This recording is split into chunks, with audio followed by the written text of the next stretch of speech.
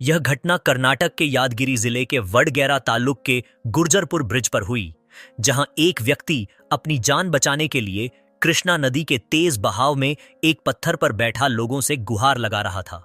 चौंकाने वाली बात यह है कि इस व्यक्ति तातप्पा को उसकी पत्नी गद्यम्मा ने सेल्फी लेने के बहाने नदी में धक्का दे दिया था। आइए जानते हैं पूरी कहानी की सच्चाई क्या है। बने रहिए मेरे साथ, आपके लिए लेकर आया हूं आज की नई कहानी। तो चलिए शुरू करते हैं दोस्तों। तातप्पा, जो शक्तिनगर के एमसीसी लेबर कॉलोनी में रहते हैं, ने बताया कि उनकी शादी गद्यम्मा से 18 अप्रैल 2025 को हुई थी। 11 जुलाई को मुहर्रम की छुट्टी के बाद तातप्पा अपनी पत्नी को उसके मायके रायचूर जिले के देवरा गड्डी गांव से वापस ला रहे थे। रास्ते में गद्यम्मा ने गुर्जरपुर बैराज पुल पर रुकने और सेल्फी लेने की इच्छा व्यक्त की। तातप्पा के अनुसार गद्यम्मा ने उनका मोबाइल लिया और उन्हें पुल के किनारे नदी की ओर मुंह करके खड़े होकर तस्वीर लेने को कहा। तातप्पा ने पुलिस को दी अपनी शिकायत में बताया, मैंने उस पर भरोसा किया और पानी की ओर मुंह करके खड़ा रहा। तभी उसने मुझे मारने की कोशिश में अचानक बहती नदी में धकेल दिया।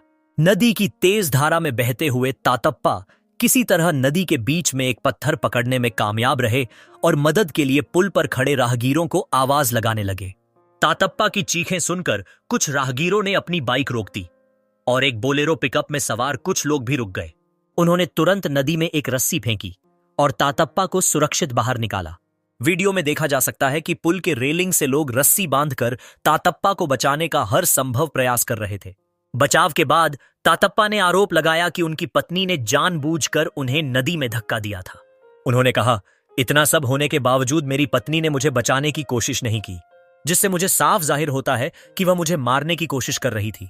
हालांकि वीडियो में गद्यम्मा पुल पर खड़ी दिखाई दे रही हैं और अपनी परेशानी बताते हुए कह रही हैं, मैंने उसे धक्का नहीं दिया, हम फोटो खींच रहे थे, वह खुद फिसल गया।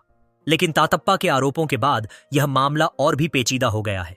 पीड़ित तातप्पा ने कहा कि जिन युवकों ने उन्हें बचाया वे बाद में उन्हें और उनकी पत्नी दोनों को उनके घर वापस ले गए।